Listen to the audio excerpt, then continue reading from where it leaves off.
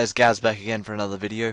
Today I am going to be looking at an interesting little, I don't know if I should call it a bug or a glitch or if it was deliberate, but it's something that came up in Dungeoneering after the EOC went live. It is the Unholy Cursebearer, and it was the fastest boss to kill in Dungeoneering. You could bring out the fastest floor times with it quite easily, especially if you had a hex.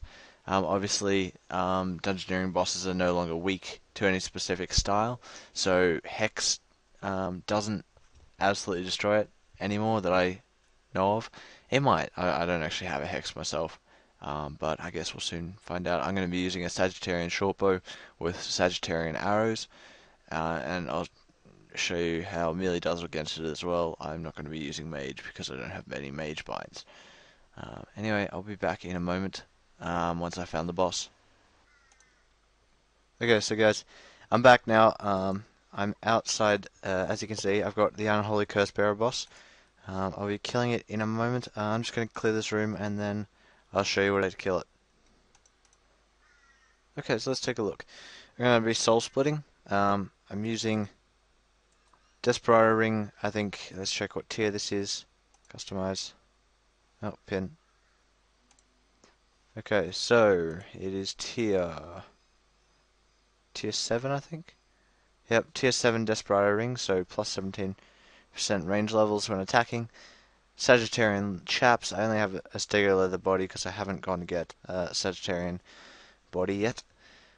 Sagittarian arrows and a Sagittarian shortbow. So let's go in soul splitting, and I'll probably speed up the clip from here. But just so you get some idea of how many life points this thing has, just lagging a little bit. I always do when I'm recording. Alright, so let's get started.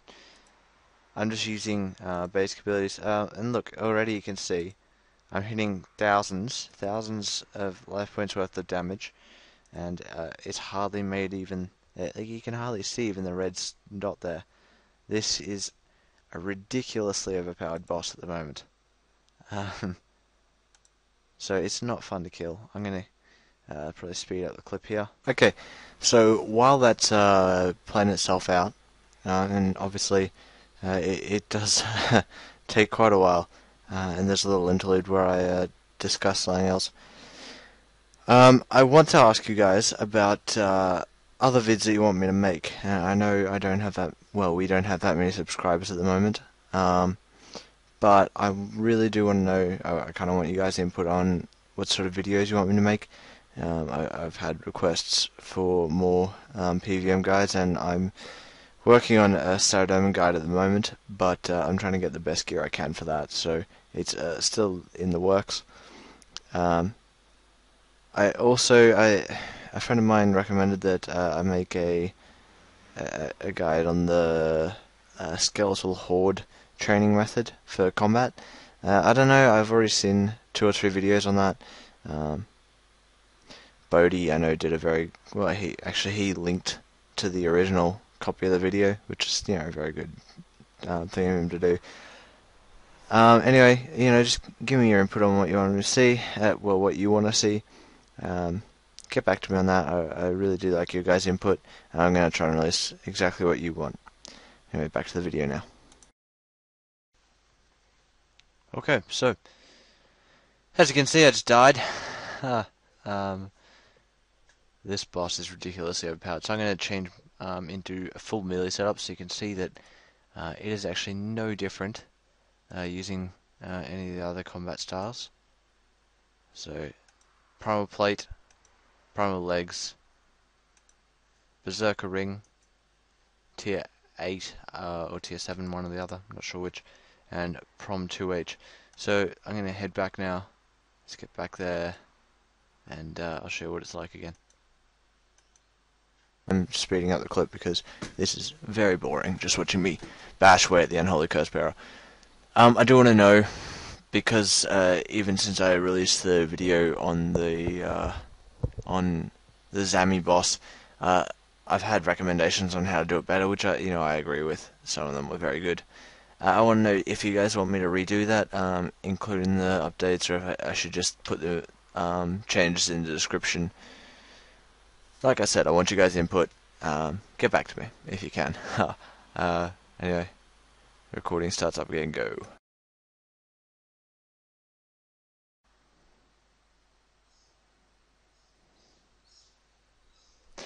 Okay, so coming towards the end of the battle now.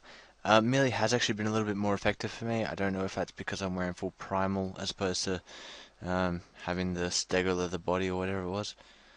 And, oh man, still not killing it. It is, look at that. I just got a 19.5k XP drop. Look at that. A 19.5k XP drop from killing a C2 boss. Now, just put that in perspective. This fight took me, I'm just looking at the time now. It was about 9 minutes. 9 minutes for a C2 boss. That is ridiculous. It killed me once, and I don't know, I was doing thousands upon thousands of damage. I don't know if I had like 100,000 life points or what. It was well into the, tens, and I reckon it was over 50,000 easily. I might count it at some point and see what it actually was. Anyway, that was just a funny little quirk that came up. It has only been since EOC was released. I don't know what it was. I found it very intriguing myself because it was just funny. I mean, I was doing C2 rushes. I was like, oh, Unholy Cursebearer, this is always an easy boss to kill. And I walk in, and 10 minutes later, I walked out of the dungeon. Actually, I didn't even. It wasn't 10 minutes later. It was like 5 minutes later. I left because I couldn't be bothered to waste all that time. That's two more C2 floors that I could have done in that time. Anyway, I'm gonna wrap the video up there. Just to wrap it up, that was 9 minutes to kill a C2 boss. All right, 9 minutes to kill the Unholy Cursebearer. If you get it in a dungeon, I would not recommend doing it. Um, it wasn't any easier when I did it with a friend. Obviously it went faster, but it's still just got way too many life points, and a lot of other bosses are far easier. So anyway, I'm gonna cut the video off there. I'll talk to you guys later. I hope you enjoyed this. I'll be back with more EOC PVM vids in the next few days.